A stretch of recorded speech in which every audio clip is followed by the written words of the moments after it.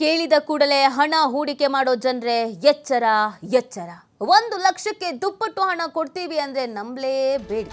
ಹಾಗೆ ಯಾಮಾರಿಸಿ ಇಲ್ಲೊಬ್ಬ ವಂಚಕೆಯಿಂದ ಕೋಟಿ ಕೋಟಿ ಲೂಟಿ ಮಾಡಲಾಗಿದೆ. ನೋಡಿ, ಯಾರೋ ದುಡ್ಡು ಕೇಳ್ತಾರೆ, ನೀವಿವಾಗ ಸ್ವಲ್ಪ ಕೊಡಿ, ಅದನ್ನು ಡಬಲ್ ಮಾಡಿಬಿಡ್ತೀನಿ, ತ್ರಿಬಲ್ ಮಾಡಿಬಿಡ್ತೀನಿ ಅಂತ ಅಂದಿದ ತಕ್ಷಣ ತುಂಬ ಜನ ನಂಬ್ತಾರೆ, ಮೋಸನೂ ಹೋಗ್ತಾರೆ. ಇಲ್ಲೊಬ್ಬ ವಂಚಕಿ ಅದೇ ಥರ ನಂಬಿಸಿ ಯಾಮಾರಿಸಿದ್ದಾಳೆ. ಜಾರಿ ನಿರ್ದೇಶನಾಲಯದ ಹೆಸರನ್ನ ಬಳಸಿ, ಇಡಿ ಹೆಸರನ್ನ ಬಳಸಿ ಕೋಟ್ಯಾಂತರ ಹಣವನ್ನು ವಂಚನೆ ಮಾಡಲಾಗಿದೆ. ಹೆಬ್ಬಾಳದ ನಿವಾಸಿಯೊಬ್ಬರಿಗೆ 2 ಕೋಟಿಯನ್ನ ವಂಚಿಸಿ ಲಾಕ್ ಮಾಡಲಾಗಿದೆ. ವಂಚಕಿ ಕಲ್ಪನಾ ಕಳೆದ 2 ವರ್ಷಗಳಿಂದ 10 ಜನರಿಗೆ ವಂಚಿಸಿದಂತ ಮಹಿಳೆ.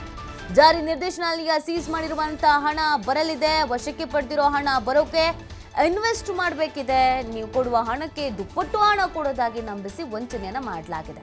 ಅಲ್ಲದೆ ನಿಮ್ಮ ಹಣಕ್ಕೆ ದುಪ್ಪಟ್ಟು ಹಣದ ಜೊತೆಗೆ ಜಮೀನನ್ನ ಕೊಡಿಸ್ತೀನಿ ಅಂತ ಬೇರೆ ದೋಖ ಮಾಡಿದಾಳೆ ಅಂತ. ಈಕೆನೆ ನೋಡಿ, ಕಲ್ಪನಾ. ಮೈ ತುಂಬ ಒಡವೆ ಎಲ್ಲ ಹಾಕೊಂಡು ನಿಂತಿದ್ದಾರಲ್ಲ, ಅದು ಯಾರು ಕಂಡೋರು ದುಡ್ಡೋ ಗೊತ್ತಿಲ್ಲ. ಯಾರೋ ಯಾಮಾರಿರ್ತಾರೆ, ಇವತ್ತು 1 ಲಕ್ಷ ಕೊಟ್ಟರೆ ನಾಳೆ 5 ಲಕ್ಷ ಕೊಡ್ತಾರಂತೆ, ಡಬಲ್ ಮಾಡ್ತಾರಂತೆ ಅಂತ ಆ ದುಡ್ಡಲ್ಲಿ ಶೋಕಿ ಮಾಡೋದು. ಇದೇ ಕಲ್ಪನಾ ಯಾಮಾರಿಸಿರೋದು. ಇಡಿ ಹೆಸರು ಹೇಳಿ ಯಾಮಾರಿಸಿರೋದು. ವಂಚನೆ ಪ್ರಕರಣ ಸಂಬಂಧ 7 ಆರೋಪಿಗಳ ಬಂಧನ ಆಗಿದೆ. 6 ವರ್ಷಗಳಿಂದ 23 ಕೋಟಿ ವಂಚನೆ ಮಾಡಿರೋದ್ರ ಬಗ್ಗೆ ದೂರು ನೀಡಲಾಗಿದೆ.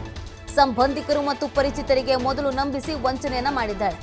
ನೋಡಿ, ಸಂಬಂಧಿಕರೂ ಬಿಟ್ಟಿಲ್ಲ, ಸ್ನೇಹಿತರು ಬಿಟ್ಟಿಲ್ಲ. ಪಾಪ ಯಾರೋ ನಮ್ಮ ನೆಂಟರು, ನಮ್ಮ ಫ್ಯಾಮಿಲಿಯವರು, ನನ್ನ ಆಪ್ತ ಸ್ನೇಹಿತೆ, ಆಪ್ತ ಗೆಳತಿ ಅಂತ ನಂಬಿರ್ತಾರೆ. ಫಸ್ಟಿಗೆ ದೋಖ ಮಾಡಿರೋದೇ ಅವ್ರಿಗೆ, ದೊಡ್ಡ ಟೋಪಿ ಹಾಕಿರೋದೇ ಅವರಿಗೆ. ಚೈನ್ ಲಿಂಕ್ ರೀತಿಯ ಹಣವನ್ನು ಪಡೆದು ಸಂಬಂಧಿಕರಿಂದಲೇ 3 ಕೋಟಿ ಹಣ ಪಡೆದಿರೋ ಕಲ್ಪನೆ ವಂಚನೆ ಮಾಡಿದ ಹಣವನ್ನು ಮೊದಲು ಹಣ ಪಡೆದವರಿಗೆ ಹಿಂದಿರುಗಿಸಿದ್ದಾರೆ. ಬಳಿಕ ಆಸ್ತಿಗಳ ಮೇಲೆ ಹಣ ಹೂಡಿಕೆ ಮಾಡಿರೋದು ಪತ್ತೆ ಮಾಡಿ ಇಡಿ ಹೆಸರು ದುರ್ಬಳಕೆ ಮಾಡಿಕೊಂಡಿದ್ದಾರೆ.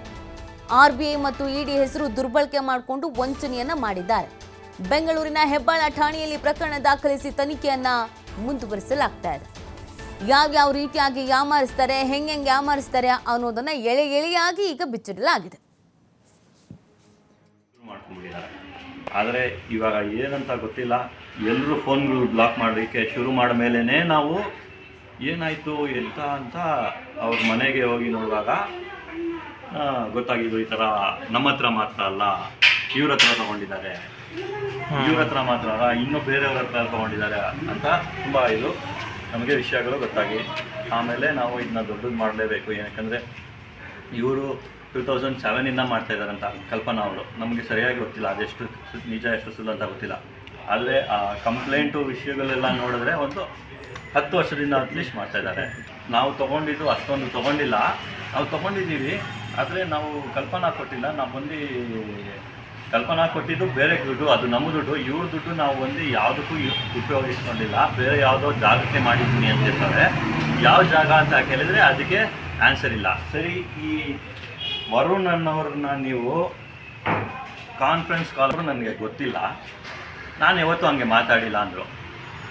ಅದಕ್ಕೆ ಇವರು ಏನು ಮಾಡಿದ್ದಾರೆ, ಹುಷಾರಿಗೆ ನನಗೆ ಬರೆದು ನೀವು ಕಳಿಸಿ, ನಾನು ಹತ್ರ ತೊಗೊಂಡಿರೋ ಕಾಸಿಗೆ ನೀನು ನನಗೆ ಬಾಂಡ್ ಪೇಪರಲ್ಲೆಲ್ಲ ಬೇಡ, ಒಂದು ಪೇಪರಲ್ಲೇ ಸುಮ್ಮನೆ ಬರೆದು ಇಷ್ಟು ತೊಗೊಂಡಿದ್ದೀನಿ ಅಂತ ಸೈನ್ ಹಾಕಿ ಕಳಿಸಿ ಅಂತ ಕೇಳಿದ್ದಕ್ಕೆ ಅವರು ಈ ಪೇಪರ್ನ ಕೊಡೋಕ್ಕೆ 2 ಲಕ್ಷ ತೊಗೊಂಡ್ರು. ನನ್ನ ಹತ್ರ 2 ಲಕ್ಷ ಬೇಕು ಇವಾಗ ಅವ್ರಿಗೆ ಕೋರ್ಟಿಗೆ ಕಟ್ಟೋಕ್ಕೆ, ನೀನು ಕಳಿಸು, ನಾನು ಬರೆದು ಕೊಡ್ತೀನಿ ಅನ್ನೋಕ್ಕೆ ಅಂದ್ಬಿಟ್ಟು ಈ ಪೇಪರನ್ನು ನೋಡಿ ಬರೆದಿದ್ದಾರೆ.